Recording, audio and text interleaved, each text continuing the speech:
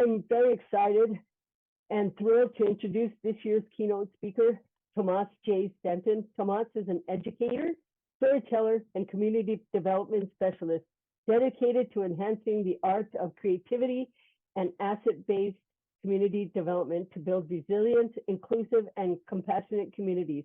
I was lucky to have witnessed Tomás do his magical poetry a few times as part of a diversity team for an FQHC I worked at. I have never had a keynote speaker enlighten me with such passion and desire. I felt mesmerized by his words, and I know you all will too. It is my honor to introduce keynote speaker Tomás. Thank you, Tomás. Thank you so much. I appreciate it. That means a lot to me to hear those words. I really appreciate that. My name is Tomás J. Stanton. I am a poet. I'm a storyteller, and I really believe in the power of storytelling to believe compassionate, equitable communities. For many years, I kind of honed my skills in this particular area, working in a community center in downtown Phoenix. It's actually the community center that I grew up in and participated in as a young person. And when I worked there, it was just such an amazing experience, so many beautiful stories. And if you've ever worked with young people, to me, that is the greatest place to learn what it is to be human, because young people will tell it to you exactly how it is. So one of the stories that I remember specifically working at the community center was when Marisol walked in. Her arms tightly clutched her 9-year-old frame. Her eyes rarely rose to meet mine, but when they did, I noticed they were dark like moonless skies hovering over Sonoran deserts. Marisol's eyes held in them stories of some type of middle passage, where the shackles and ships were replaced with midnight rides on top of trains.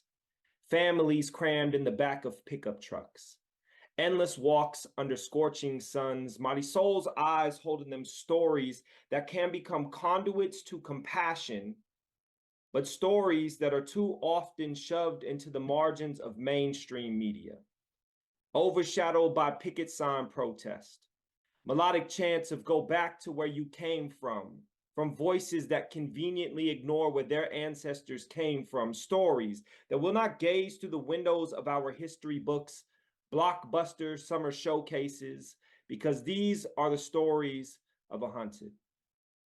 This day marked a new beginning for Marisol, in a community that had become the closest thing to a refuge for her family's journey north in search of the coveted dream that I myself often take for granted. I introduce myself and I ask her name, but I do it in English.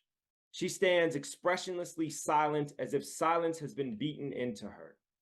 I try not to take it personal. I understand first days can be intimidating, especially for children in new territories where ethnic tongues aren't often met with open arms. I try again, but this time using an alternate angle, an angle that honestly makes me super insecure because my Spanish, subpar at best.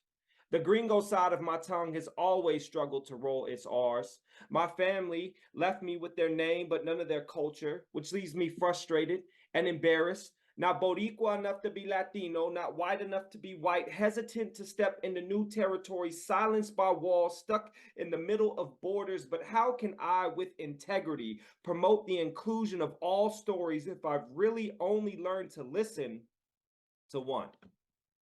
Hola, mi nombre es Tomás. ¿Cuál es tu nombre? The silence remains. But this time, I watch a smile creep onto her face that she quickly uses her hands to barricade, as if she has been taught that laughter is a crime. I quickly smile back, letting her know that this is okay. We can laugh together. My coworker steps in, her too with a smile on her face, says, nice try, Tomás, but ¿cuál es tu nombre? Sounds a little too Rosetta Stone, a little too Google Translate. So she translates for me. And over the next 6 months, we watch Marisol become braver every day. Open up little by little every day like a desert wildflower forcing itself to blossom. She paints pictures of her homeland, shares stories of her abuelita. I tell her about mine, how they both soared over oceans for love. ripped out their native tongue so they can fit their mouths around assimilation. I tell her that I'm about to have a son and that his mother's family is from Aguascalientes, and how important it is for me that he speaks from both sides of the border, that he understands every inch of his history, that he loves quesadillas from the comal as much as he does grilled cheese from the frying pan. And that is why I bought the Rosetta Stone.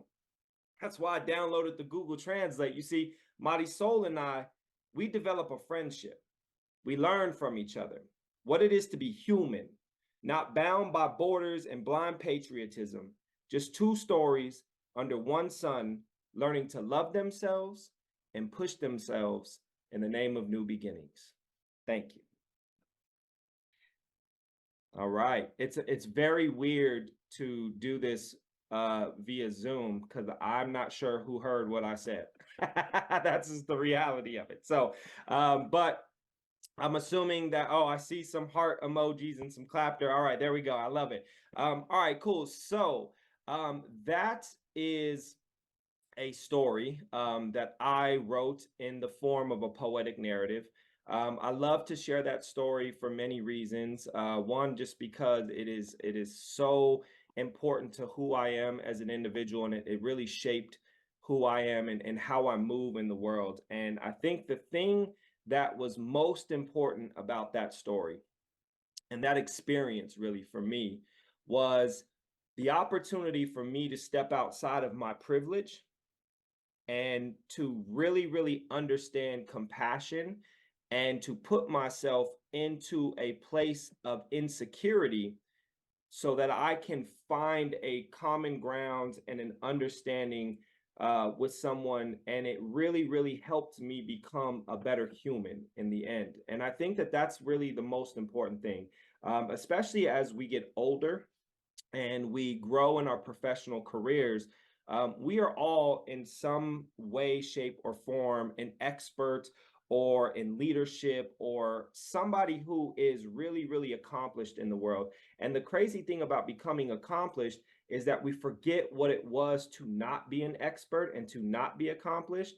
And that fear of looking silly or insecure in the attempt to be human really, really does resonate with us. And oftentimes when we are in these positions of power and leadership, it is so important that we remember that this power and this position of privilege and leadership that we have is a blessing, and we can use it to help make the world a better place and to grow compassionate communities. But the way that we do that is by also remembering that we are human, and it is okay to be insecure if you're doing it in a way to kind of meet someone in a very, very important place.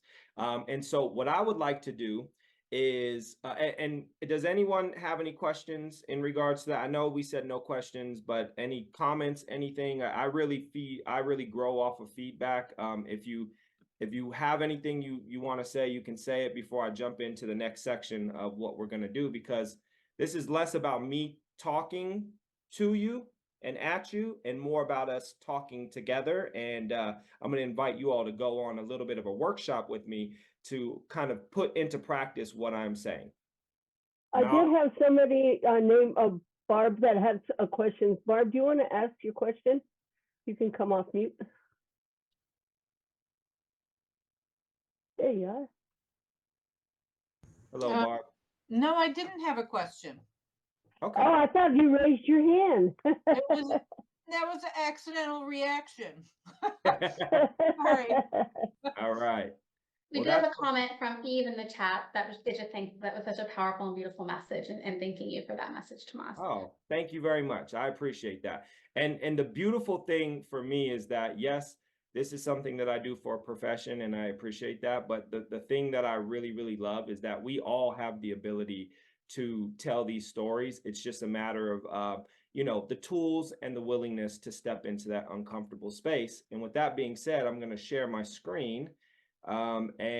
So this keynote is going to be interactive.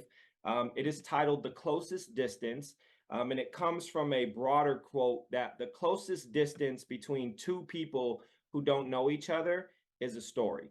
And this is such a powerful tool, because we can spend our lives, going through it and looking at all of the things that divide us and putting ourselves into these different categories and these different groups. And when we do that, we put ourselves in a space of comfort and safety, and I understand that. It is important to feel safe and to be surrounded by like-minded individuals. But oftentimes what we do is when we do that, we don't allow ourselves to build compassion through resiliency. And I'm going to say that again, build compassion through resiliency. And what I mean by that is by putting ourselves in these uncomfortable spaces to listen to somebody who maybe has a different perspective than us and a different life experience than us. Doesn't mean that we have to listen to agree, but we do have to listen to try and understand and build that compassion through resiliency. And so what I hope to do today is give you a few of the tools that I've learned that work really, really powerful in this space. And we are going to start by going on a journey of the real me. And this exercise came from a really, really funny situation where I was given the opportunity to speak as a professional speaker for the first time. And they asked for my bio, and I put together my bio, and I realized that in my bio, I obviously did what any normal human would be. I put all of the great things about myself in there, all of my accomplishments, all the things that I was really, really super proud of. But I forgot that the only reason I became this individual I was really proud of is because of all the craziness that I went through in my life.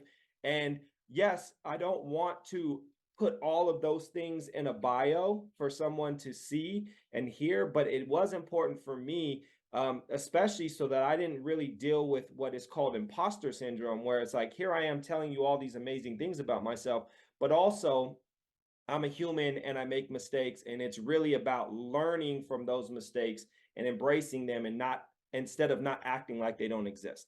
So with that being said, everybody in the chat, I would like for you to participate by typing these things in the chat. So the first thing, and here what we're gonna do is, I know you already put your names and all that beautiful stuff in there, so this is actually a good setup.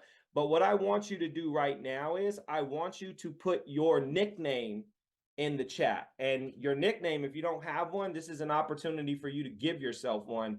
And I'm inviting you to be as silly as possible right now, because why not? Life is too short. So my nickname is T Money, and that's what I'm going with today. I don't know why I'm going with that, because I certainly don't have a lot of money, but I'm gonna call myself T Money.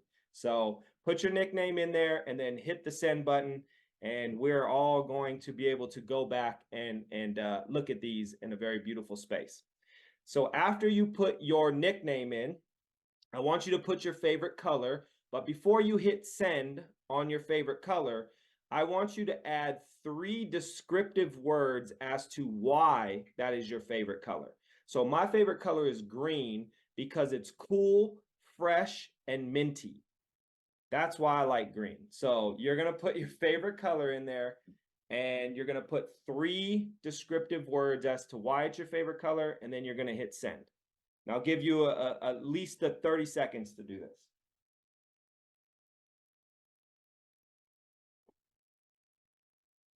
All right. So moving on to the next, you're going to do the same thing with the color, except now you're going to say your favorite animal. My favorite animal is a wolf because they are independent, but also collaborative and powerful. I love wolves. And it's interesting because they're not the most powerful animal in the wild, but they are extraordinarily powerful for what they possess in body weight and all that kind of stuff. So I watch a lot of nature documentaries, just for the record. It's what I do in my downtime. So favorite animal, 3 adjectives as to why. And then you can see below that, you're going to put your biggest fear.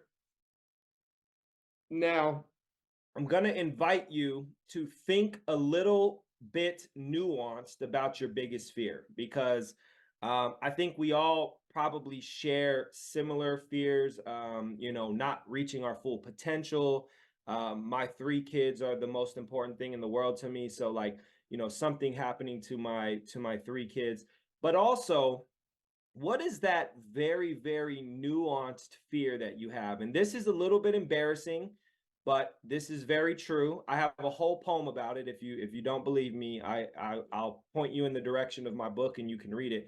But my biggest nuanced fear is having to go number 2 on a first date. And I know but I don't go on first dates anymore because I'm married. But like before I was married, that was literally one of my biggest fears. And I couldn't figure out why, but it was so liberating being able to say that out loud, right? Because then it was no longer like something that I kept inside of me. I was able to say it out loud. And so I invite you to give me your biggest nuanced fear. All right. And the last thing that I want you to write in there is I want you to take 30 seconds and just first thought, best thought, just write when I dream. And then the first thing that comes into your brain, I want you to just start writing. And I want you to just do that for 30 seconds. Don't stop, just keep going. And once you're done, you hit send, and then we'll come back as a group and we'll kind of discuss this a little bit. So I'm going to give you a timer for 30 seconds. Ready, go.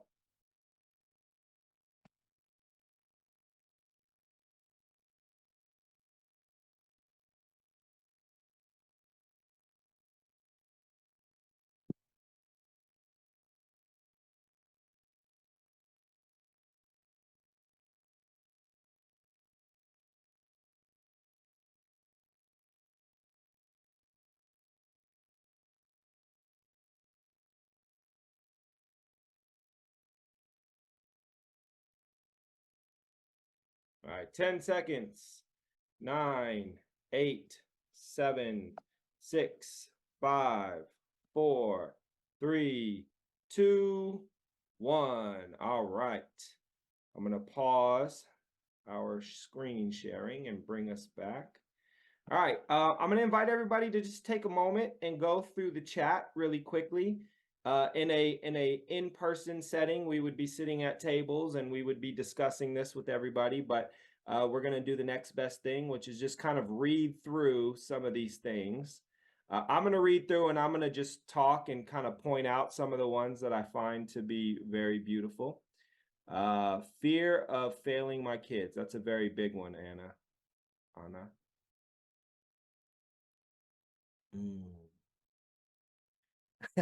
Host and panelist. To lose someone I love. Failure. Dogs. Unconditional love, joy, and energy. Birds. Adaptable, elegant, and flat. Ooh, the white tiger. I love that one. Fearless, strong, and powerful. Green because it's soothing, natural, and goes with anything. Elephant. Fearless. Killer whale. Majestic, strong, and fearless. Favorite animal is a dragon because it's cool, beautiful, and strong. Oh, nice. A tortoise, wise, grounded, and stable. I love that. There's actually a really cool kind of like insight to these colors and animals that I'm going to share with you all right now. That's why I love reading them out loud.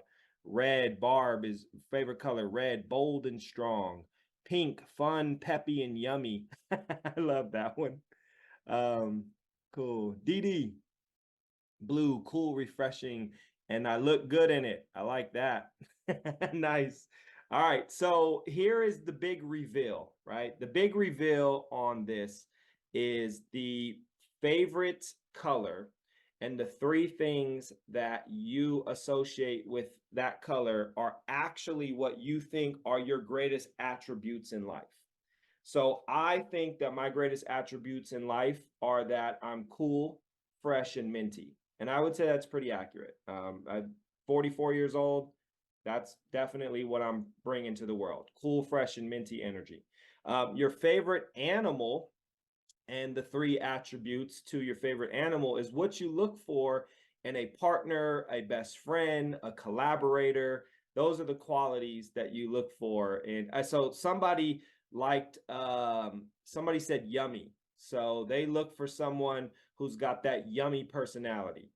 And it's always so much fun doing this because if you're really honest about it, and you could probably in your own brain definitely connect to that situation. So beautiful. All right. So why we did that is because the first step into creating a equitable and diverse and compassionate community is two things to me that are the most important. All right. And one is that you as an individual have to be okay to be the best leader that you can be.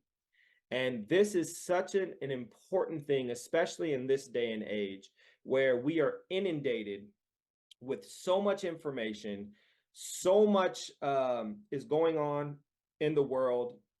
Our jobs, especially you all as professionals in this particular arena, you're very passionate about the work that you're doing, which means you probably work very, very hard and long hours. And that's the kind of the plight of folks like us who do this really, really important work. But we also have to remind ourselves that we are human, and that if our cup is empty because we are giving so much of ourselves and we aren't finding ways to replenish that cup, then we are going to be no good to the community that we are attempting to serve. And I've learned this the hard way in so many spaces where I would find myself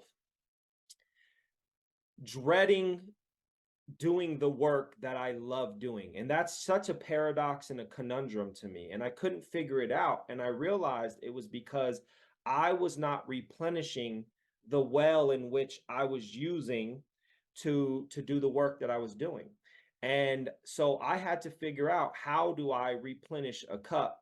And there's this very interesting thing that happens in the world where I feel like there are people who are just naturally givers, and generally those folks are the folks who find themselves in the work that we do. And then the people that gravitate to those natural givers are people who take. And some people, look, let's be honest, some people take and they're not great people. They just take. But most people just take because that's the kind of the dynamic of giving and taking, right?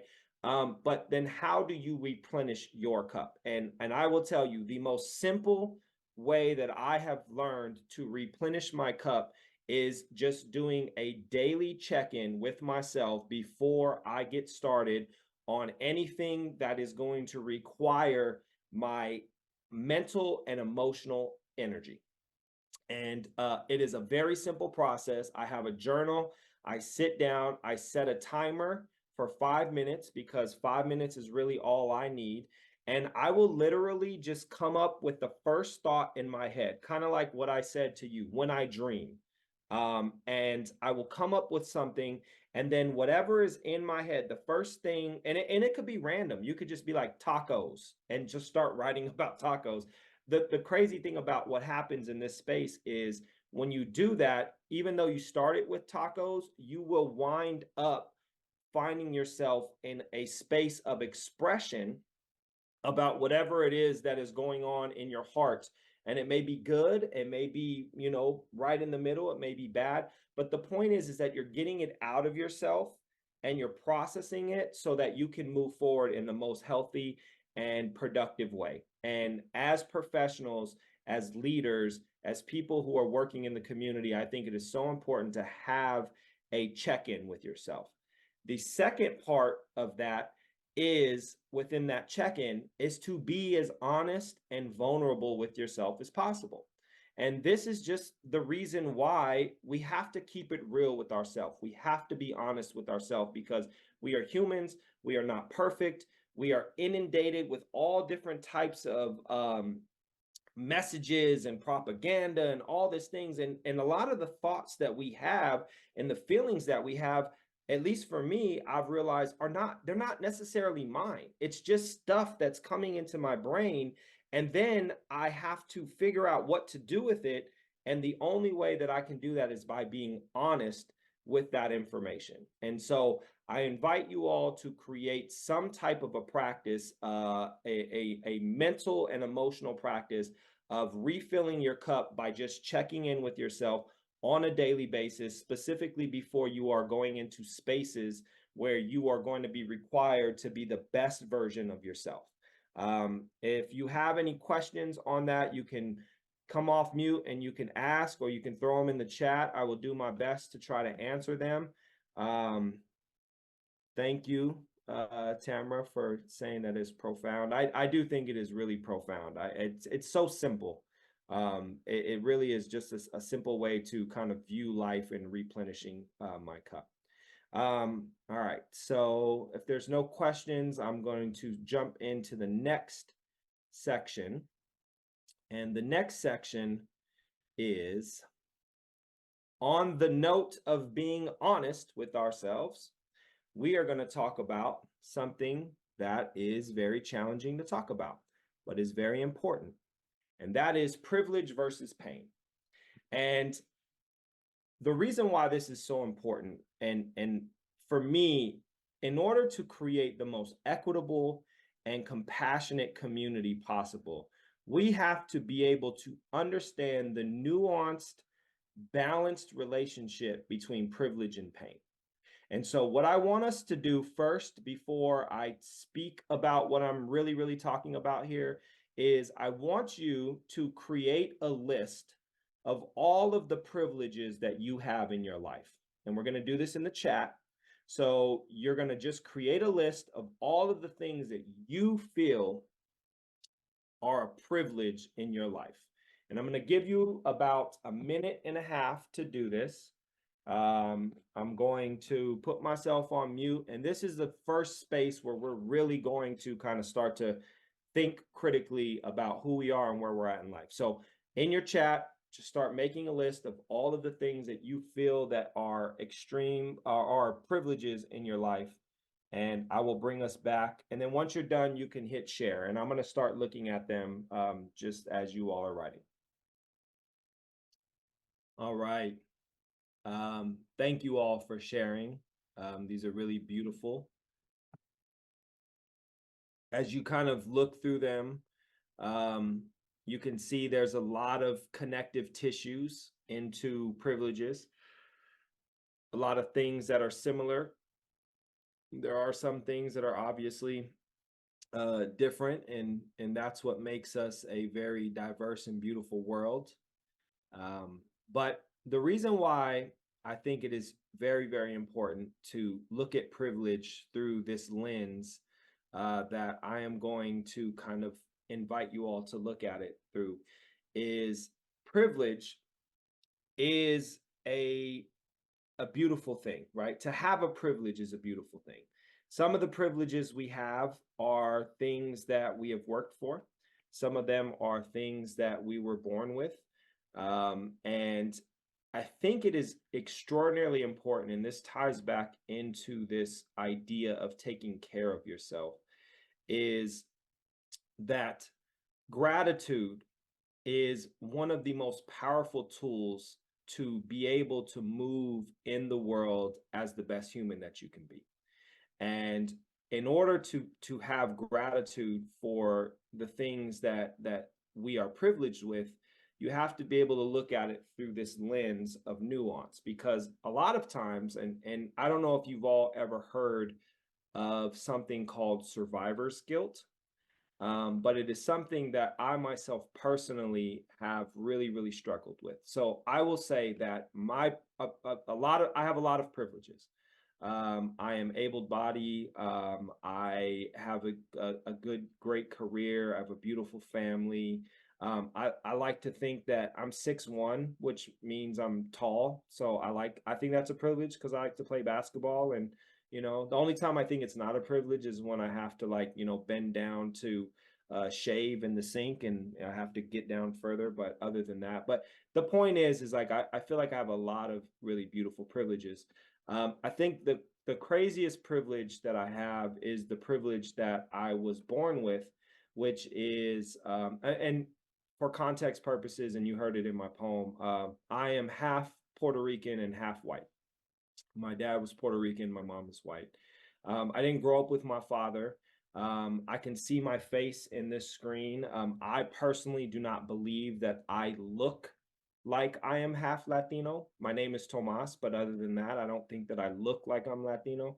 But I grew up in a predominantly Black and Hispanic neighborhood. So all of my friends, closest friends when I was growing up, were Black and Hispanic. And this was in the 90s.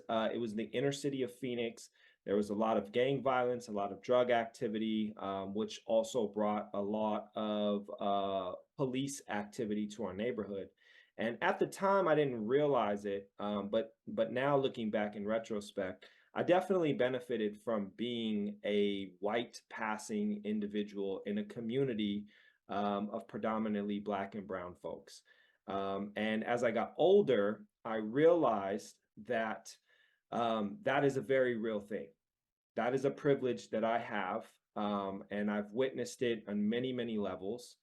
And for a long time, I felt that it was a negative thing, right? I had survivor's guilt. Why was I given this privilege that my best friends were not given? Why was I treated differently in this world when my best friends were not treated with the same integrity and respect? Why did I have the opportunities that I have? And the reality is that I cannot change how I was born into this world.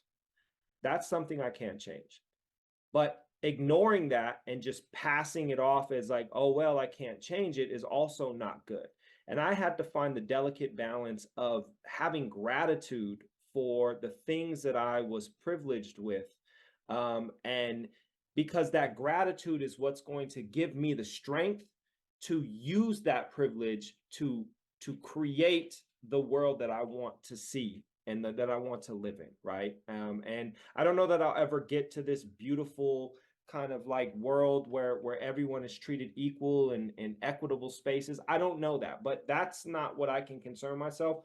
All I can concern myself is what I do on a daily basis. And the most important thing for me is understanding to have gratitude, right? Now, here is where this nuanced kind of perspective comes in regards to privilege versus pain. And this is something that really, really changed my experience, is that privilege is very real. We have it. We have to acknowledge it. We have to use it to the advantage that helps create an equitable and compassionate world. But pain is relative. Just because someone has more privilege than you doesn't mean that their pain is less important than your pain. And this is a very interesting thing, because going back to my experience is my friends that I grew up with, a lot of them came from two-parent households. They had a father and a mother, and I did not. I came from a single-parent household. My father was incarcerated most of my life. I grew up in a very violent environment, and not having a father, I didn't know that it affected me the way that it did until I got older and I became a father. But like, not knowing how to navigate being a man and dealing with violence and dealing with fear really affected me. So much so that I actually dropped out of high school my sophomore year in high school because there was a lot of violence and things like that. And I didn't graduate from high school. So I literally have a GED, and that affected my life moving forward. And I realized that just because I had a certain amount of privilege doesn't mean that my pain is any less important than someone else's. And that pain is what allows us to be human. It's what allows us to connect in this world. And if we can look at the world through this nuanced lens of, yes, I have privilege, and I am finding a way to have gratitude for just all of the beautiful things in my life, and I acknowledge my privilege, but also that my pain is also real and I am also human. And if I can listen to other people, and this is what I mean when I say the closest distance between two people who don't know each other is a story, is when we are in a space where we tell our stories to each other, we find the connection of what it is to be human, not bound by borders and blind patriotism. Did I freeze? I look like I'm frozen. Can somebody tell me if I'm frozen? Did I freeze? You're okay now. It was just for a second there. Yeah. What it is to be human, not bound by borders and blind patriotism, just two spirits under one sun, learning to love themselves and push themselves in the new beginning. And to me, that is the recipe for creating the most equitable and compassionate communities in this world. And the only way we can do that is by telling our stories and being authentic and being vulnerable and being honest with ourselves and having a daily practice of gratitude and reflection. And then when somebody else that you are coming into a space with and you have the privilege to be able to connect with them, to listen to them, not to agree, but to understand, to develop that bond of what it is to be human. I think then we can start moving, and this is going to be cliche, but then we can start moving to make the world the place that we want to make it. And so that is the primary kind of message of this keynote presentation. And I only have 5 minutes left. And what I wanted to do with that 5 minutes is give you an opportunity to take some time right now to tell yourself a story. And what I mean by that is I want you to think about something that you experienced for the first time. Okay. It doesn't have to be something crazy, right? It could be the first time you broke a bone. It could be the first time you slow danced at a school dance. It could be the first time you got your heart broke. Those are always fun. The first time you ate your favorite food. Whatever it is, it's just the first time that you did it. And I want you to answer these questions. Where were you? Who was there? What happened? And how did it make you feel? And I really, really implore you to do this, because if we were in a space and we had more time, we would do this as a group, and then we would come together and we would share those stories. And I can almost guarantee that we would find these very beautiful connections to, like, oh yeah, I remember the first time that I ate my favorite food. I remember the first time that I got my heart broke. And now we're not looking at the things that divide us, but instead we're looking at the things that make us human together, right? It's those experiences that we have together. So I invite you to write down just really quickly. You can do it in the chat. A first time, where were you? Who was there? What happened? And how did it make you feel?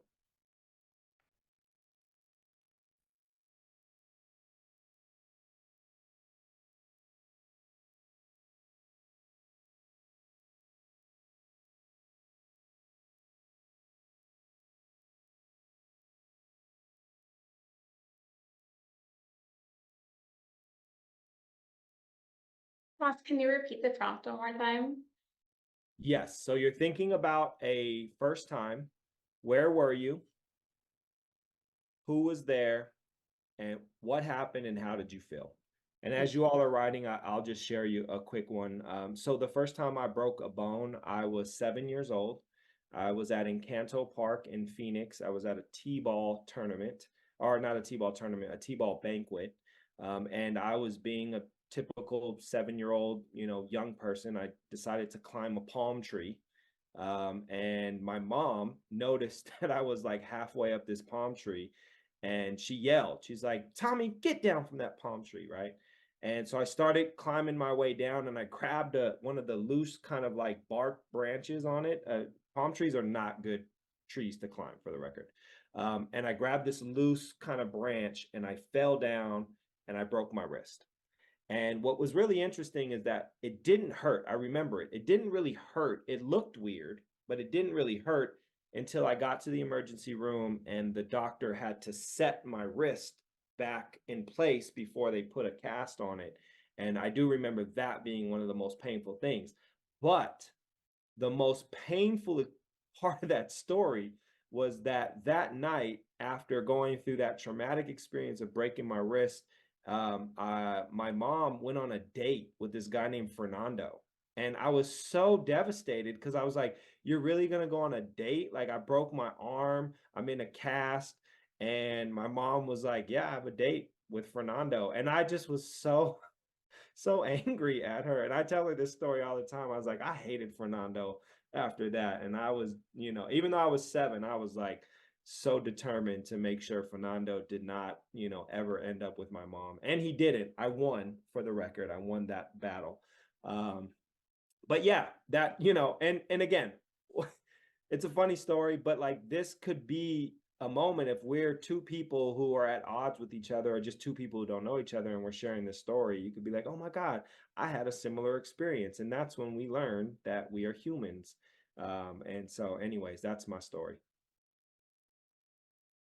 Well, man, thank you very much, man. I knew you were gonna be great. You Oh, were man, thank spent you. time I saw before, and boy, that's very touching. And thank you very much. That's just led a lot to what we're doing here, building bridges. You know, just building the momentum and the compassion. And it really touched a lot of our hearts, I bet, because we do put a lot of our time into work and staying late and even preparing for this, you know, conference and everything. But it's our passion, it's our desire, it's our love. But taking care of ourselves is very important as well. Absolutely. So thank you, Tomás, very much. I appreciate it, man. Yeah. It's great. Shameless plug, just so you know, I just published my first book. It's a collection of poems and short stories. And the reason why I'm sharing this is because at the end of the book, of course, in Tomás fashion, I left a bunch of blank pages with writing prompts for folks to be able to tell their story. So if this is something that you're really, really interested, my book is titled Wolves Don't Perform in the Circus. It is available on Amazon, and it is something that you can use to kind of like help your journey of writing and telling your story. So yeah, thank you all for having me. I appreciate you, and I hope you all enjoy the rest of your day.